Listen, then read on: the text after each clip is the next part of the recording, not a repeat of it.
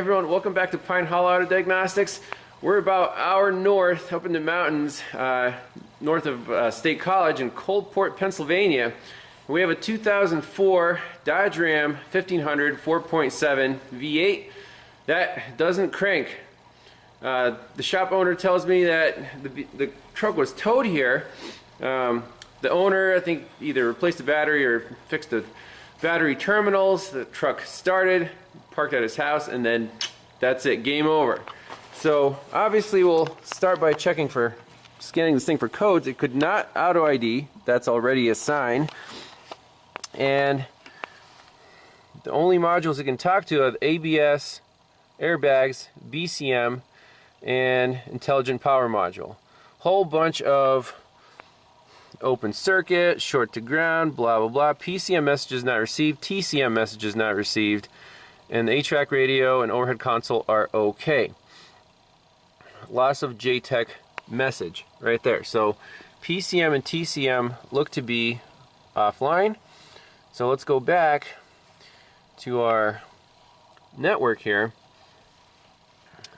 You can see PCM and TCM couldn't talk to them. Let's just clear the DTCs. Because I want to see if these circuit codes are permanent or if they're temporary or what. And obviously we'll go right for power distribution here. This is the powertrain management diagram.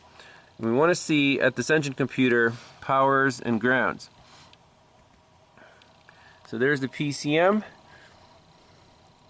We have fuse 50, 10 amp, ignition, run and start, and then from the ignition switch we want to check this one, pin 12, pink and white wire. Let's see, fuse battery positive, fuse 19, so we'll start by checking the fuses here and see where this goes. So after clearing the codes, there are still some codes in this truck. Let's do another report after a code clear. Again, this is pre-repair after code clear. And so mismatched VIN, we don't care. Active body style, no, that's fine. And then, yep, loss of JTEC message. And a whole bunch of stuff, relay, horn relay, output circuit open, park lamp relay, fog lamp relay. So these may or may not be related. Let's see here. Are these the same codes? I think so. Yep. So let's start right at the computer. Alright, so let's just check these two fuses real quick. Fuse 50, 10 amp, and fuse 19, 20 amp. So fuse 19 is right here, the fourth one in this row. Bright test light on both sides, and then fuse 50 is the last one in the second row. Again, good power there, good power there. Now I want to go to the engine computer, which lives right here, and find those pink power wires and check those. Okay, so right at the PCM I found connector C1, that's the one on top here. Took the cover off the back, only snapped one of the 4 clips, so that's pretty good in this cold. And now let's check all the power feeds. So 2 ignition power feeds, pink and gray, pink and white, pins 11 and 12. Then pin 29 here is a fused battery power. That's a red wire. So let's set this up right here and go for this connector. So there's the pink and the pink and white right there. So here's, yep, that's good. Pink and white is good. Fused battery power, this red one,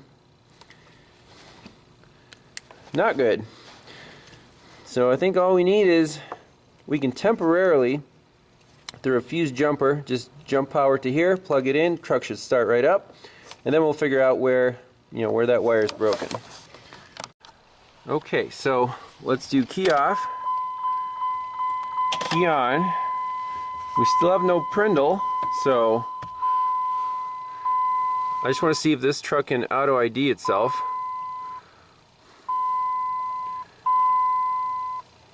It's probably still fussing. The prindle should have come back.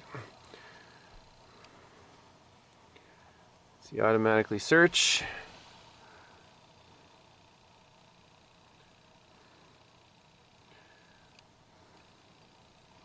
Let me see if it cranks. Nope. So we're not done yet.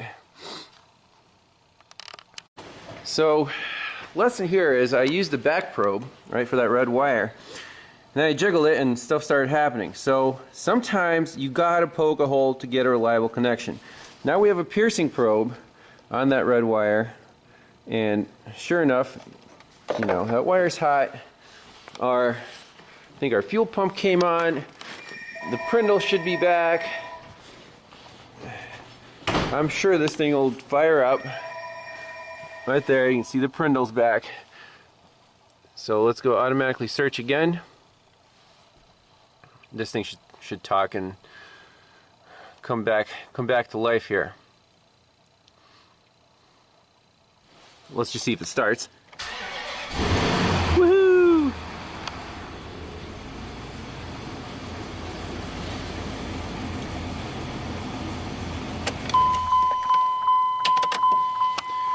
So, pretty efficient, quick, painless diagnosis. Powers and grounds at the computer. It's missing the constant battery power. Now, we have to find out between the fuse and the computer, where's that wire broken. We could run a bypass jumper, but if there's some damage to a harness, that one wire is affected, we could find other problems. We've seen this before multiple times on other case studies. Well, here we go. There's the VIN. It auto ID'd. And let's just do a full module scan. I should be able to talk to the PCM, TCM. No problems here.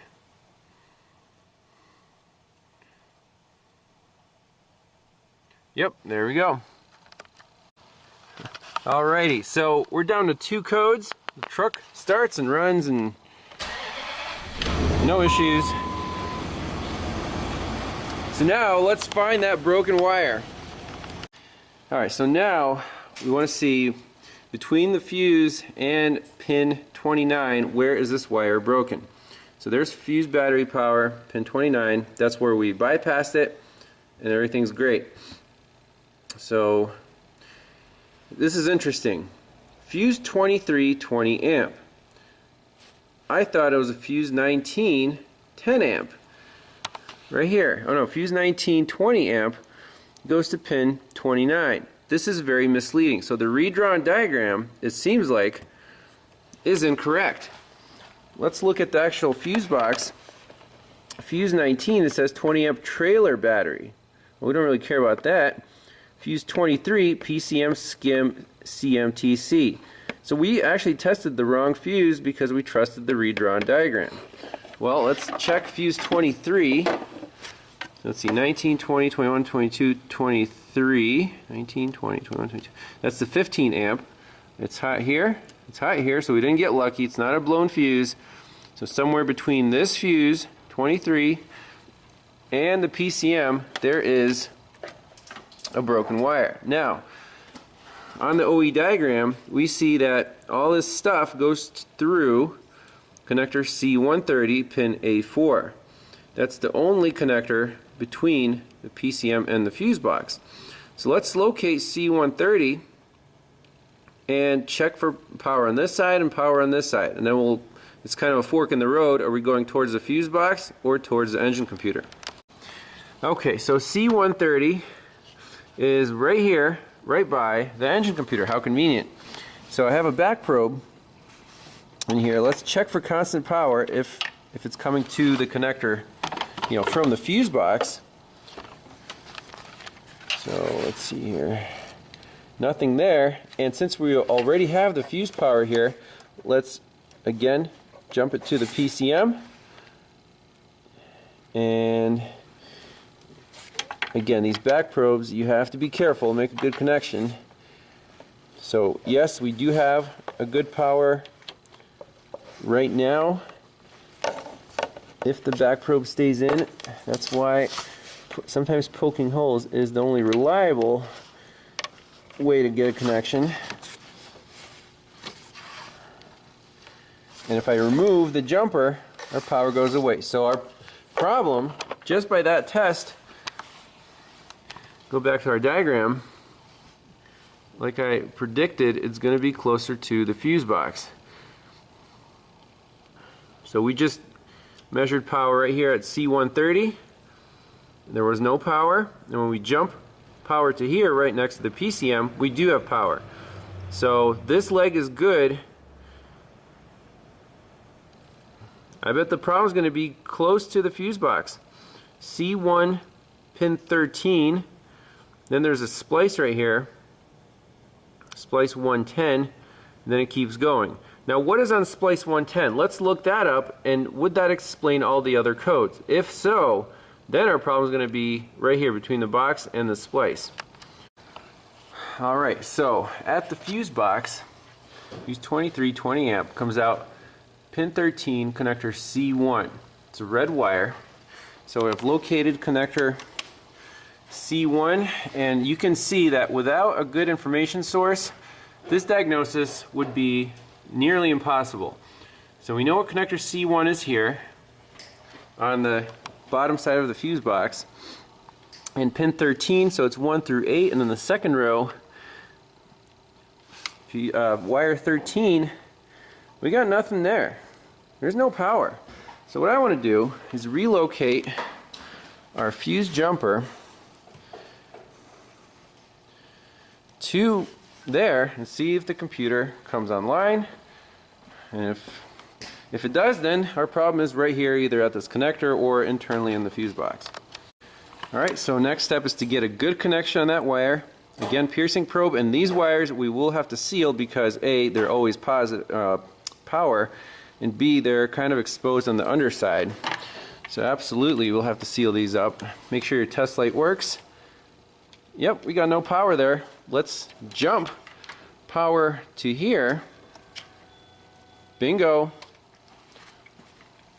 This truck will start and run, I am sure of it. Prindle's back, everything's back.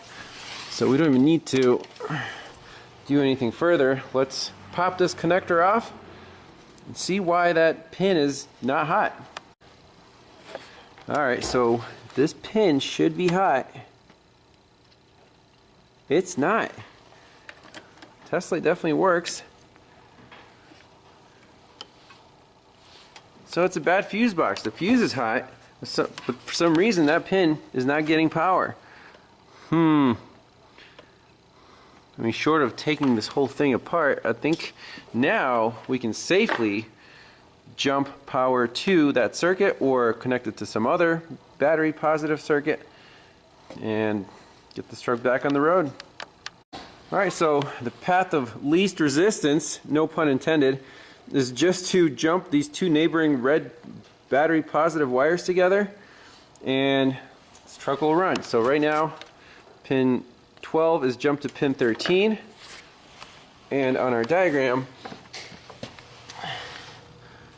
pin 12 is fuse 22, goes to instrument cluster. So it doesn't really matter where you get your power. Just key on. There you go. It runs great. So we'll just do that quick repair. Otherwise you have to get a fuse box, and yeah, for this old truck we'll just do it the quick and dirty way. Alright, there's the solder connection. Let's just make sure that the truck starts and runs. I'm sure it will. We just need to seal up that connection. We'll be good to go. So, key on, we've got Prindle. Excellent. Guaranteed.